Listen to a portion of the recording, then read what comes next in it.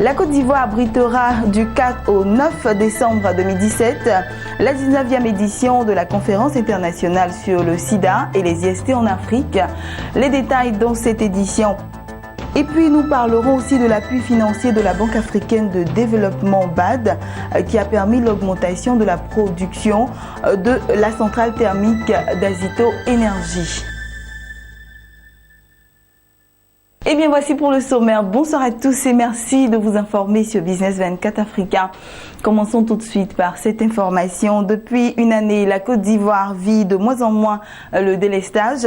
Cette amélioration de la situation s'explique aussi par l'augmentation de la production de la centrale thermique d'Azito Énergie. La centrale, justement, a ouvert ses portes aux journalistes ivoiriens venus s'imprégner de ses performances et mieux comprendre comment l'appui financier de la Banque africaine de développement BAD a permis d'améliorer les conditions de vie des populations. C'est un reportage de Gilbert Lignon commenté par Lawani Babatunde.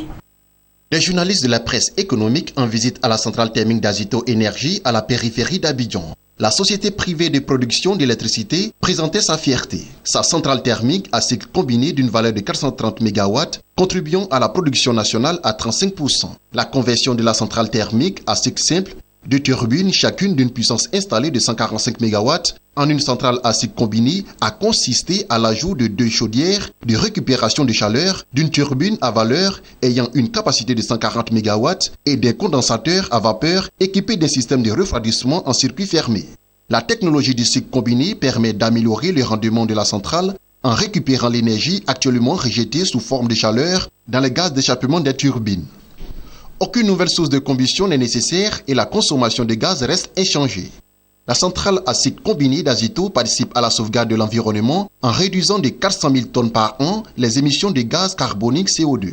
À Azito Énergie, au-delà de l'innovation technologique et environnementale, la satisfaction vient de l'impact sur la population qui, depuis son inauguration en juillet 2015, a vu les délestages réduits dans le district d'Abidjan. Je pense que la population a été impactée.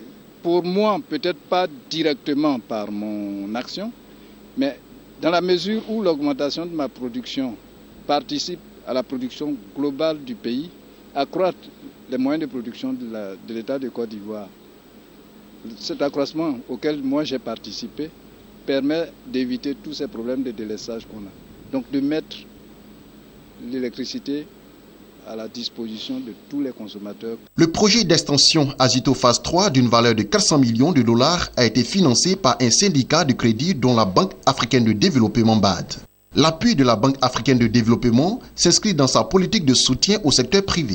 Dans le secteur privé, nous avons aussi beaucoup fait pour la Côte d'Ivoire, notamment dans le domaine des infrastructures, où nous avons financé plusieurs ouvrages électriques, dont la centrale d'Azito, les phases 1, 2 et 3, ainsi que la centrale de Cyprès. Nous avons aussi récemment, comme vous le savez, financé le pont Henri Konan Bédié. Donc cela participe, disons, au développement de la Côte d'Ivoire. Et il ne faut pas voir seulement l'intervention de la banque du côté du secteur public. Côté secteur privé aussi, nous faisons beaucoup. Nous voulons même élargir notre intervention dans d'autres secteurs, tels que l'agriculture, l'agrobusiness, et pour cela nous sommes en contact avec des entreprises de la place ainsi que la CEGCI, c'est-à-dire la Confédération Générale des Entreprises de Côte d'Ivoire, pour pouvoir trouver des opportunités pour investir en Côte d'Ivoire. Notons que l'appui de la Banque africaine de développement à Azito Énergie rentre dans le cadre de ses 5 priorités baptisées Top 5, dont éclairer l'Afrique et lui fournir de l'électricité. Aujourd'hui, la capacité de production passe de 290 MW à 430 MW, soit plus de 25% de la capacité de production nationale. L'extension de la centrale a nécessité 27 mois de construction et contribué à la création de 1363 emplois, dont 771 nationaux. La centrale thermique d'Azito est désormais l'une des plus modernes et des plus performantes d'Afrique de l'Ouest. Je vous le disais en titre, la Côte d'Ivoire va abriter la 19e édition de la conférence internationale sur le sida et les IST en Afrique, appelée ICASA. Cette rencontre scientifique de mobilisation mondiale contre le sida aura lieu du 4 au 9 décembre 2017. Pour rendre officiel le choix de la Côte d'Ivoire à l'ICASA Abidjan 2017, le mercredi, un protocole d'accord a été signé. C'était au plateau, au cabinet du ministère en charge de la santé, un reportage de Gilbert Lignon et de Lawani Babatunde. Face à la presse, Dr Ihab Ahmed de la Société africaine anti-sida et Raymond Kofi Goudou, ministre ivoirienne en charge de la santé, signe le protocole d'accord, puis échange les parapheurs sous des acclamations. C'est officiel, la Côte d'Ivoire abritera du 4 au 9 décembre 2017 la 19e édition de la conférence internationale sur le sida et les IST en Afrique, appelée en acronyme anglais ICASA. Le choix de la Côte d'Ivoire n'est pas fortuit. Usually we open the bid and any African countries can apply for. C'est par rapport à un document d'appel d'offres avec des cahiers de charges bien précis que le pays finalement est sélectionné. Et nous avons reçu 5 candidatures. Et parmi les 5 candidatures, la candidature de la Côte d'Ivoire aussi faisait partie de ces 5 candidatures-là. Il y a des critères précis en termes d'abord d'infrastructure. Est-ce que le pays est capable de recevoir 10 000 participants, les loger, les nourrir?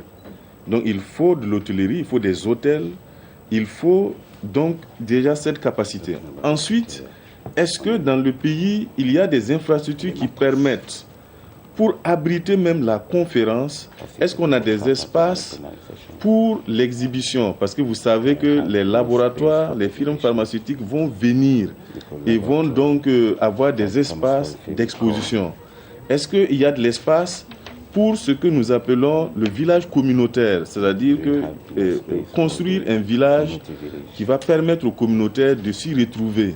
L'autre élément important, c'est l'engagement des pouvoirs publics. Est-ce qu'il y a la sécurité dans le pays? Donc vous comprenez, c'est tous ces critères cumulés qui ont milité en faveur du choix de la Côte d'Ivoire. Situant les enjeux de ICASA Abidjan 2017, la ministre de la Santé Raymond Kofi Goudou salue une rencontre de haute portée scientifique et une mobilisation internationale contre le sida.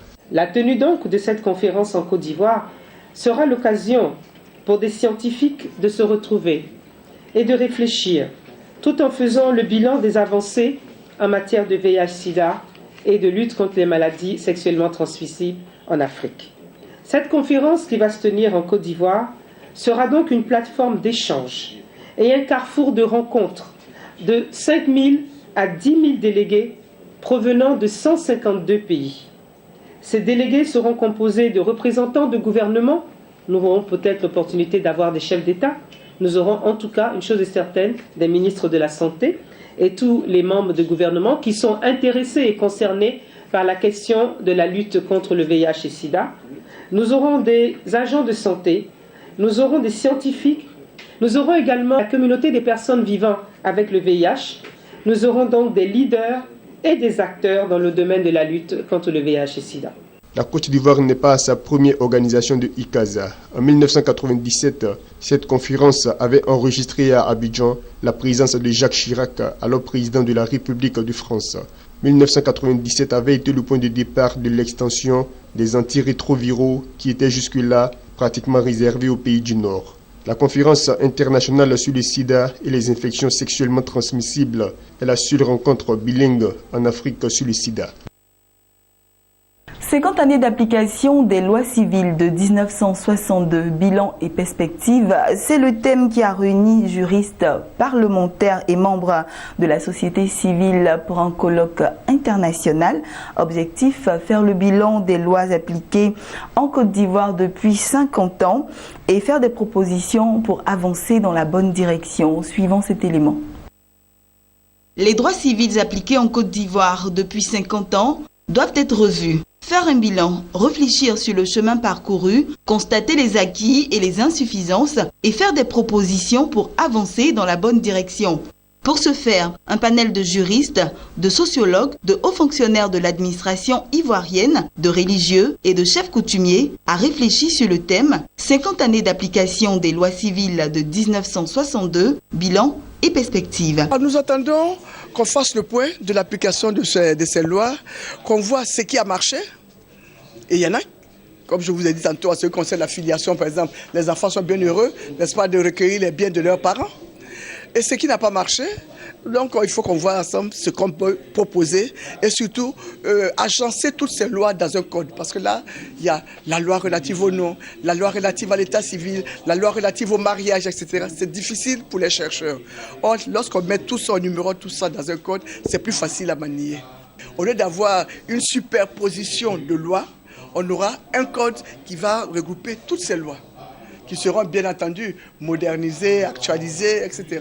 Organisé par les facultés universitaires privées d'Abidjan FUPA, en collaboration avec l'université Félix Houphouët-Boigny et l'université Alassane Ouattara, 2 jours durant, les conclusions sorties de ces réflexions seront proposées aux autorités.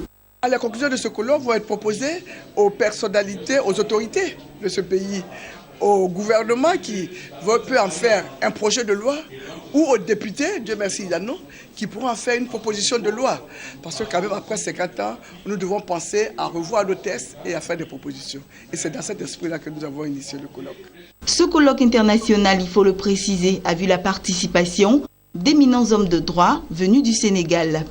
Voilà, parlons d'éducation à présent. Les doctorants des universités de Côte d'Ivoire suivent à Abidjan une formation sur la rédaction d'articles scientifiques. Ce séminaire de formation organisé par le programme d'appui stratégique à la recherche scientifique, PASRES, vise à accompagner les jeunes chercheurs dans l'élaboration de leurs projets d'articles scientifiques. C'était à l'université Nangua-Brogua d'Abidjan. Mon désir Nascimento Odifini. Les doctorants des universités et centres de recherche de Côte d'Ivoire verront leur capacité de rédaction d'articles scientifiques renforcée. C'est la principale mission assignée à ce séminaire organisé par le programme d'appui stratégique à la recherche scientifique PASRES. La problématique de la rédaction des articles scientifiques est un axe très important dans la politique de développement de la recherche parce que la publication scientifique est un des éléments, pour ne pas dire un critère, non seulement d'évaluation des chercheurs au niveau des instances telles que le CAMES, mais également un critère qui permet de classer les pays en fonction de leur production scientifique au niveau international.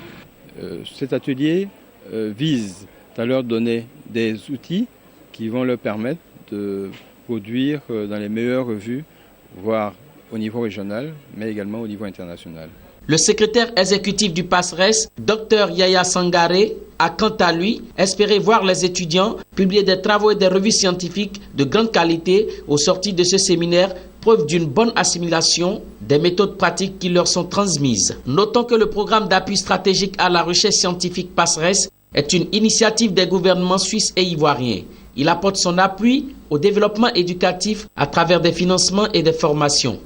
Voilà, terminons ce journal avec cette information en bref et en images. Après avoir surmonté les défis liés à la gestion de sa politique monétaire, le Nigeria va faire face au refinancement de sa dette publique. Au total, l'administration Buhari devra rembourser 2650 milliards de naira, environ 9 milliards de dollars, pour honorer cet engagement auquel il faut ajouter un déficit budgétaire à financer de près de 8 milliards de dollars. Le gouvernement fédéral a déjà prévu de lancer des emprunts obligataires locaux de montant global situé entre 305 et 395 milliards de naira avec des maturités situées entre 5 et 20 ans. Voilà, c'est ici que nous refermons ce journal. C'était le journal de la rédaction.